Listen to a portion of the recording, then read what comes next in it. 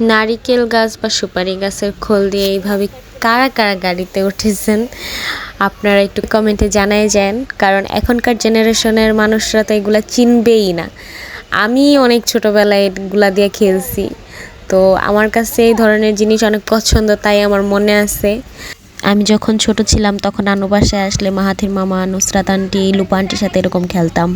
তো তাই আমিও আমার মেয়েকে এরকম করে উঠাইয়া খেলাইছি যাতে ও মনে রাখে এইসব জিনিস। এগুলো খুব স্মৃতিময়, এগুলো এখন বিলুপ্ত প্রায়। এখন তো ঘরে ঘরে বাচ্চাদের হাতে মোবাইল, তো ওরা এইসব জিনিস কিভাবে বুঝবে। আর ওদিকে আমার ভাইয়ের ছেলে, ও মাত্র 4 মাসের হয়েও এভাবে দেখা ও নাইমা যেতে চাইতেছে। আম্মু বলতেছে দেখ দেখ ও আয়সা পড়তে চাইতেছে।